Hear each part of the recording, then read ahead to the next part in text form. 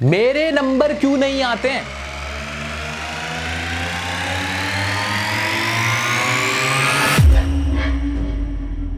आज इस सवाल का जवाब मिलेगा आपको। आप कितनी ही मेहनत कर लो, कितनी ही पढ़ाई कर लो, आपकी सारी कहानी आके रुक जाती है इस आंसर शीट पे। इस आंसर शीट में एग्जाम के दिन आपने क्या लिखा है, कितना लिखा है, कैसे लिखा है, बस वही मैटर करता है। आपको कितनी नॉलेज है, कितना ज्ञान है, कितनी मेहनत करी है, कितना कॉन्सेप्ट आपको क्लियर है, कितनी कहानी आपको पता है, इससे किसी को कोई फर्क नहीं पड़ता। कितने ही बड़े तुर्रम खान क्यों ना हो आप, लेकिन इस आंसर शीट में बताओ ना, इसमें आपने क्या गुल खिलाए, यही आपकी तकदीर का फैसला करती है। ये एक पीस ऑफ पेपर ही तो है, एक पेपर का टुकड़ा ही तो है। यही आपको एक आईपीएस ऑफिसर बनाता है, आईएएस ऑफिसर बनाता है, डॉक्टर, इंजीनियर, सब इसी से बनते हो भाई साहब। अब हमारे साथ क्या होता है कि हम मेहनत बहुत करते हैं, पढ़ाई भी पूरी होती है, नॉलेज भी पूरी होती है, लेकिन हमारे ना नंबर नहीं आते। पेपर भी अच्छा गया होता है, नंबर क्यों नहीं आते हमें पता ही नहीं चल पाता, क्योंकि हम सबसे बड़ी मिस्टेक कर रहे होते हैं। आप सब ये गलतियां कर रहे हो।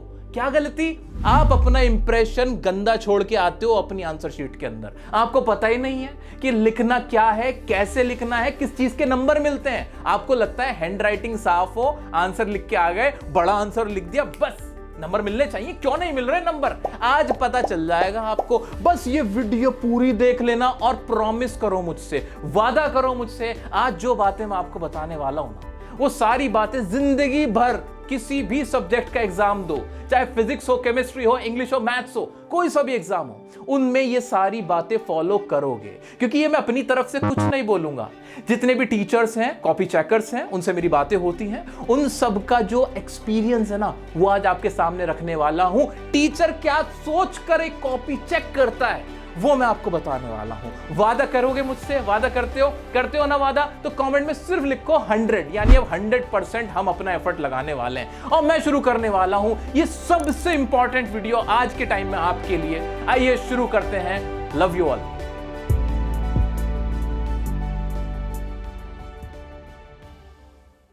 आप इस आंसर शीट में क्या लिखते हो, इसका कितना फर्क पड़ता है, मैं आपको अपने एक्सपीरियंस से बताता हूं। अभी कुछ साल पहले मेरे ग्रेजुएशन के, आई थिंक पोस्ट ग्रेजुएशन के एग्जाम थे, मास्टर्स के एग्जाम चल रहे थे। मेरे से गलती क्या हुई, मेरी उस दौरान काफ़ी तबीयत खराब हो रखी थी, मुझे फीवर आया हुआ था। तो जो नेक्स्ट डे मैं एग्जाम की तैयारी के लिए गया, तो मैंने सोचा कि यार एग्जाम स्किप करना तो अच्छा ऑप्शन नहीं है, चलो पेपर दे ही देता हूँ। अब जो भी मेरे पास समय था 2-4 घंटे पढ़ने का, उसमें मैंने पढ़ाई करी और मैं अपने एग्जाम सेंटर में चला गया। अब एग्जाम सेंटर में जब मैं पहुंचा तो मैं अपना रोल नंबर चेक कर रहा था, मेरा रोल नंबर वहाँ था ही नहीं। मैंने काफ़ी ढूंढा, देखा, बात की, लेकिन मुझे मेरा रोल नंबर नहीं मिला। बाद में मैं जो एग्जाम के इंचार्ज थे उनके पास गया कि सर मेरा रोल नंबर ही नहीं है वहाँ। उन्होंने मुझे बताया कि आपका पेपर कौन सा है। पता है मैंने क्या किया था? मैंने जो नेक्स्ट पेपर था ना, उसकी प्रिपरेशन कर ली थी।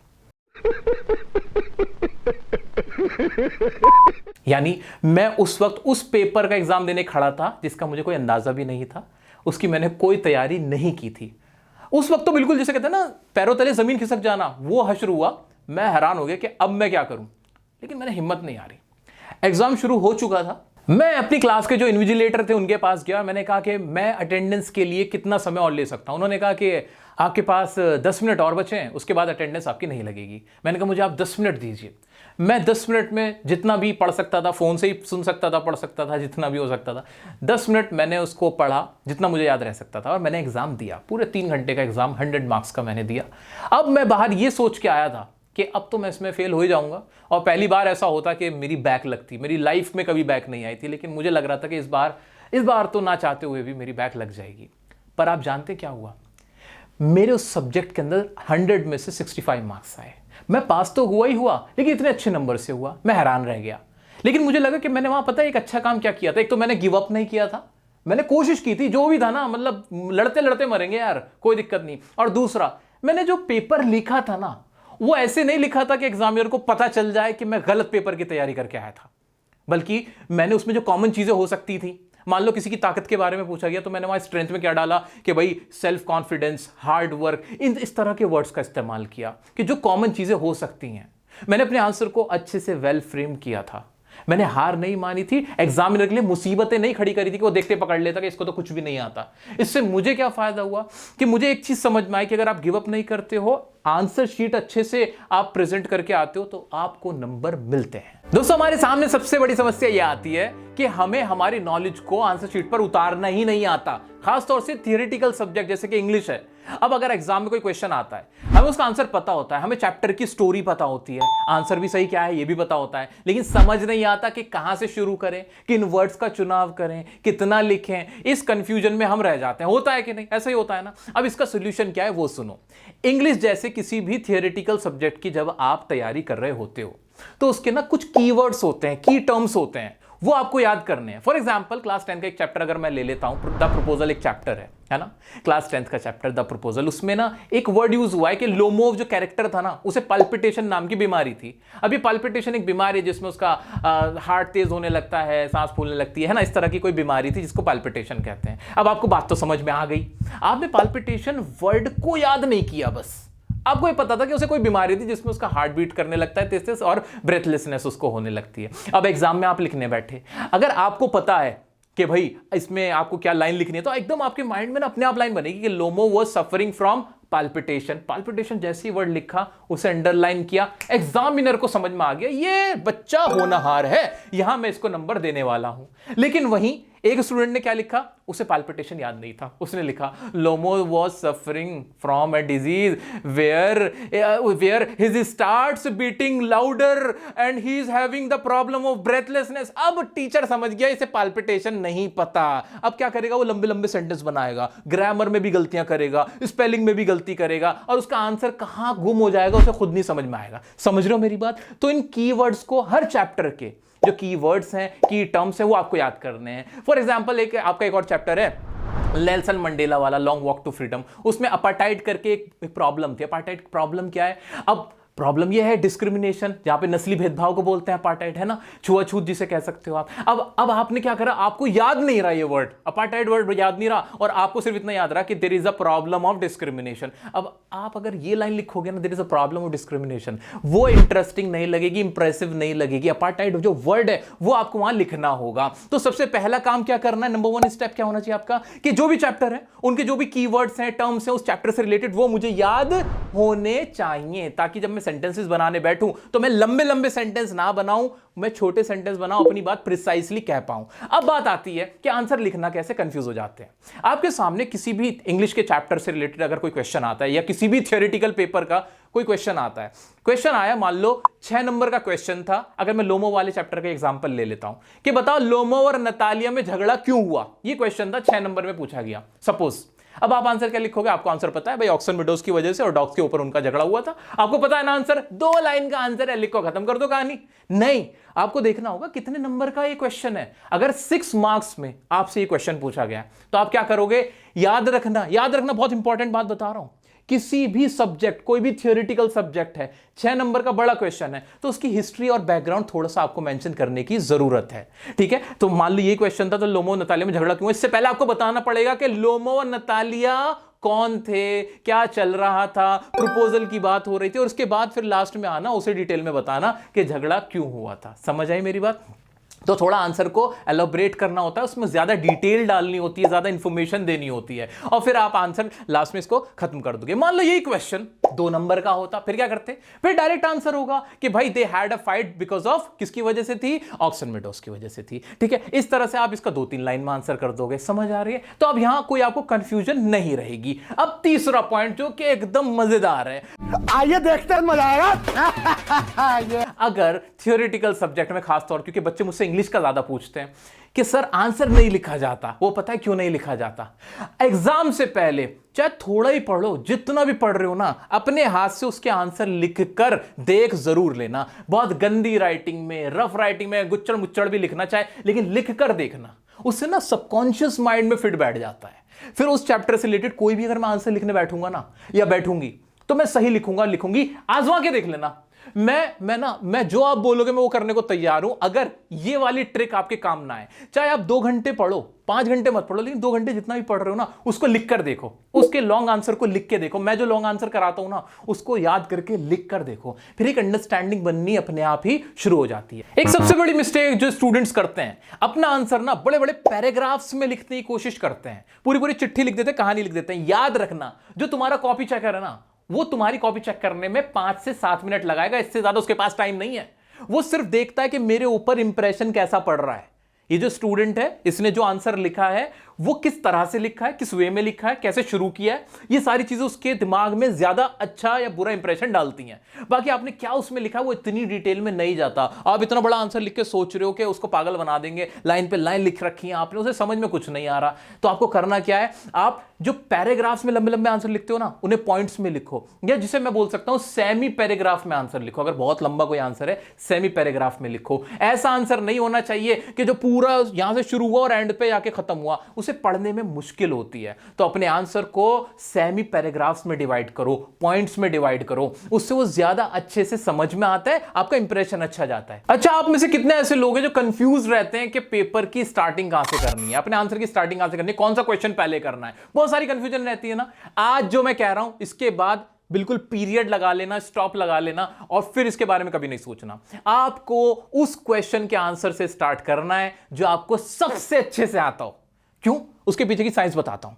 देखो होता क्या है, जो आपको कॉपी चेकर है ना, वो पहली आपकी उसने आपकी कॉपी ली, ठीक है भाई, उसका काम है, वो उसको उसके पैसे मिल रहे होते हैं, उसे आपसे ना कोई हमदर्दी है ना वो आपका दुश्मन है, दोनों में से कोई चीज नहीं। वो आपको जानता तक नहीं, नाम तक नहीं लिखा होता उसके पास कि ये किस बच्चे की कॉपी है। उसे बस कॉपी दिखी, उसने आपका आंसर देखा, पहला आंसर कटिंग हुई हुई, ऐसे कट्टी लगी हुई, दूसरा आंसर देखा, दूसरा आंसर ही गलत लिखा हुआ था, उसने उसको भी काट दिया। अब उसके दिमाग में क्या सिग्नल गया, उसके माइंड में ये गया कि हो ना हो ये बच्चा तो भाई होनहार नहीं है, ये वही है जो स्कूल के पीछे की दीवार के पीछे बैठकर पढ़ा करता है, ये वही है। वो समझ गया, उसको अंदाजा हो गया। अब वो तुम्हारी कॉपी भी उसी अंदाज में चेक करेगा, जहां शायद तुम्हें 2-3 नंबर मिल सकते थे ना, वो नहीं देगा, उसका ध्यान ही नहीं जाएगा, उसका माइंडसेट ही ना अब नेगेटिव तुमने कर दिया है, ठीक है। वही एक बच्चा है क्या, वही एक बच्चे ने क्या किया है, पहला ही आंसर उसने बड़ा अच्छा लिखा था, बिल्कुल करेक्ट था, साफ साफ था। अब यह इंप्रेशन क्या गया, पढ़ने वाला बच्चा, जरा ध्यान से इसकी कॉपी चेक करनी होगी, क्या पता मैं किसी सही आंसर को गलत ना कर दूं। अब वो आपकी कॉपी ध्यान से चेक करेगा, जहां 2 नंबर मिल सकते हैं वहां देगा, क्योंकि इंप्रेशन कैसा गया हुआ है, पॉजिटिव गया हुआ है। वही अगर वो बच्चा जिसने शुरू में ही गलतियां कर दी, गलत आंसर लिख रहा है, उसको कहीं 2 नंबर मिल भी रहे होंगे ना, वो टीचर नहीं देगा। अब कुछ लोग इस बात पे ना बहस करने लेंगे, ऐसे कैसे नहीं देगा। अरे सच्चाई बता रहा हूं, प्रैक्टिकल ऐसे ही होता है। टाइम नहीं होता किसी पे भी इतना कि वो ऐसे इंतजार में रहे कि कहां कटिंग कर करके इसने सही लिखा हुआ है, 4 वर्ड कहां सही लिखे हैं, लाओ भाई इसको नंबर दो। नहीं, इंप्रेशन का सारा खेल होता है दोस्तों, सारा खेल इंप्रेशन का है। तो आपको स्टार्ट करना है अपने बेस्ट आंसर से। चाहे आपको 10 में से 5 क्वेश्चन ही आते हैं पेपर में, कोई बात नहीं, वो 5 क्वेश्चन आपको अच्छे से अटेम्प्ट करने हैं। जितना गंद मचाना है ना, लास्ट में जाके मचा लेना, वहां अपने तुक्के मार लेना, जो गलतियां करनी लास्ट में करना। स्टार्टिंग का पेपर आपका ऐसे ही रहना चाहिए, मेरा बेस्ट आंसर, जो मेरा बेस्ट मेरे को बिल्कुल सबसे अच्छे से आता है, उसके बाद जो मुझे थोड़ा अच्छे से आता है, ज्यादा अच्छे से नहीं आता, फिर ऐसे करते करते आपको डिसेंडिंग ऑर्डर में जाना है। दोस्तों, तुम्हें मुगली घुट्टी 555 पिला के जा रहा हूं। कोई भी आंसर करो, उसमें चार्ट्स, डायग्राम, मैप्स किसी भी पेपर में बनाओ। माइंडसेट ऐसे ही प्रिपेयर करके जाओ कि मुझे चार्ट्स बनाने ही है, अगर इस तरह का क्वेश्चन इस चैप्टर से आया मैं चार्ट बना के समझाऊंगा। जो भी 6 नंबर के बड़े बड़े नंबरों के जो भी क्वेश्चन है ना, उनमें चार्ट्स का बना के, डायग्राम बना के, मैप्स बना के समझा के जरूर आना। इसमें बहुत ज्यादा टाइम नहीं लगता। जब प्रिपरेशन कर रहे हो ना, रिविजन कर रहे हो, उस टाइम पे अपनी रफ कॉपी में बना के देख लेना, अच्छा ऐसे बना दूंगा। समझ में आ रही है मेरी बात? हाँ, थियोरेटिकल पेपर में भी ऐसा करना होगा, आप अगर ऐसा कर देते हो ना, इससे आपको एडिशनल बेनिफिट मिलता है, इंप्रेशन अच्छा जाता है, टीचर को लगता है, चेकर को लगता है, कॉपी चेकर को, कि इस बच्चे ने स्टडी की है, एनालाइज किया है, इसको समझ में आया है, तब जाके इसने चार्ट बनाया है। अगर आप चार्ट, मैप्स या डायग्राम बनाते हो, उसका बहुत पॉजिटिव इंप्रेशन जाता है। तो अपना ठान लो ना, माइंड में फिट कर लो कि भाई मेरे को चार्ट्स या मैप या डायग्राम अपने पेपर में बनाने ही बनाने हैं। इस माइंडसेट से जाओ। अगर मैं बात करूं मैथ्स, फिजिक्स, केमिस्ट्री या प्रैक्टिकल सब्जेक्ट्स की, उसमें दोस्त क्या करते हैं, मेरे सारे दोस्त ये लोग क्या करते हैं, इनको पता लगता है कि भाई मुझे क्वेश्चन आता है, इसका आंसर आता है, इंटरेस्ट के मारे, एक्साइटमेंट के मारे क्या करते हैं, डायरेक्ट उसका आंसर लिख देते हैं। आप उसका फॉर्मूला नहीं लिखते हो, आप उसके स्टेप्स नहीं लिखते हो, यहीं पर आपके नंबर कटते हैं, यहीं पर आपका इंप्रेशन खराब होता है। फिर कहते हैं यार नंबर क्यों नहीं दिया, आंसर तो मैंने सही निकाला था। नहीं, एग्जामिनर को नहीं पता कि तुमने ये आंसर कहां से निकाला। कसम खा लो, कसम खा लो, कभी भी कोई प्रैक्टिकल क्वेश्चन करो, उसका आंसर कर रहे हो ना, तो उसमें उसका फॉर्मूला जो गिवन था, वो जो आपने स्टेप फॉलो करे, स्टेप वाइज चीजें होनी चाहिए, वो शो होने चाहिए। एंड फाइनल जो आपका आंसर निकल के आया, वो कैसे निकल के आया, वो वहां पे शो होना चाहिए। आपकी कैलकुलेशन आपको आती है, एग्जामिनर को थोड़ी पता है कि ये अविनाश की कॉपी है, ये पूजा रानी की कॉपी है, उसने ये आंसर कहां से निकाला, वो एग्जामिनर को नहीं पता होता। तो खासतौर से प्रैक्टिकल सब्जेक्ट्स के अंदर आपको फॉर्मूले लिखने हैं, आपको गिवन लिखना है, आपने क्या स्टेप फॉलो करे हैं, स्टेप्स वगैरह, वो वहां पे अलग से शो होने चाहिए।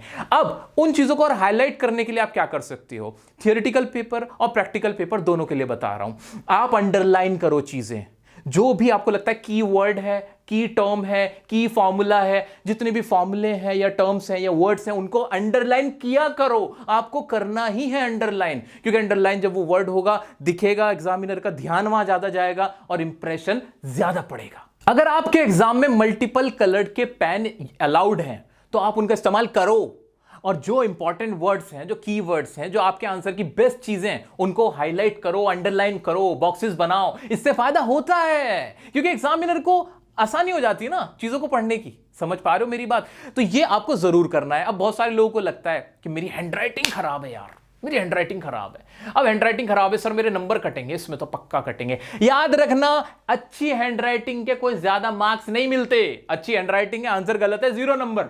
कितने सजा संवार लो, फिर आंसर को नहीं मिलते नंबर। जितने बड़े बड़े टॉपर्स हैं ना, जितने बड़े बड़े टॉपर्स हैं, उनकी हैंडराइटिंग देखो, ऐसा लगता है कीड़े मार रखे हैं। वो अच्छी बात ये करते हैं कि वो अपने आंसर लिखते हुए ना साफ साफ लिखते हैं, कटिंग नहीं करते, खुला खुला लिखते हैं, जिससे एग्जामिनर को, कॉपी चेकर को आसानी हो जाती है चेक करने में, और उन्हें नंबर पूरे मिल जाते हैं। तो अगर आपकी हैंडराइटिंग खराब है, कोई फर्क नहीं पड़ता। खराब लिखने से, सुंदर लिखने से ज्यादा अच्छा है कि आप साफ साफ लिखें, ना खराब लिखो, ना सुंदर लिखने की बहुत ज्यादा कोशिश करो, बस साफ साफ लिखो, जो कि सिर्फ रीड किया जा सके। ऐसा होना चाहिए कि भाई कोई पढ़े तो उसको समझ में आ जाए, इतनी आपको कोशिश करनी है। भाई हैंड राइटिंग के एक बार को नंबर कटे ना कटे, लेकिन स्पेलिंग मिस्टेक के तो जरूर कटते हैं। स्पेलिंग मिस्टेक तो पाप है। अब ये पाप दूर कैसे होगा, सुनो। जब रिवीजन कर रहे होते हो ना, कोई भी चीज सिर्फ ऐसे कंठस्थ नहीं करना है आपको, यानी आपको सिर्फ ऐसे लर्न नहीं करना है, ओरल लर्न नहीं करना है, उसको अपनी कॉपी में, रफ कॉपी एक बनाओ मोटी सी, उसके अंदर ऐसे लिख के देखना, ऐसे निकाल देना हाथ से, और एक बार क्रॉस चेक कर लेना कि इसमें स्पेलिंग मिस्टेक तो किसी में गलत नहीं हुई है मेरी। स्पेलिंग मिस्टेक पे अभी से काबू पाना शुरू कर दो, आगे बहुत भारी पड़ेगा। क्योंकि जब स्पेलिंग मिस्टेक होती है ना किसी की, तो ऐसा लगता है कि यार इसको तो आता ही नहीं है, ये वाला इंप्रेशन जाता है। और आपको अपना नेगेटिव इंप्रेशन नहीं छोड़ना है। किसी भी लेवल का अगर आप एग्जाम दे रहे हो, स्पेलिंग मिस्टेक्स बिल्कुल खत्म होनी चाहिए, बिल्कुल खत्म। ये नहीं कि 1-2 बार हो गई, नहीं, कहीं पे भी नहीं करनी है, हमें इस वाली एक्यूरेसी के साथ जाना है। दोस्तों, आज से नियम बना लो कि मैं जो भी याद करूंगा, याद करूंगी, वो लिख कर देखूंगा या लिख कर देखूंगी। बिना कॉपी पे लिखे अपने आप को मानो ही मत कि मैंने याद किया है कि नहीं। इससे फायदा पता क्या होगा, स्पेलिंग मिस्टेक खत्म हो जाएगी, आंसर लिखने का तरीका आ जाएगा, एग्जाम में बैठोगे ना तो आपको कॉन्फिडेंस आएगा।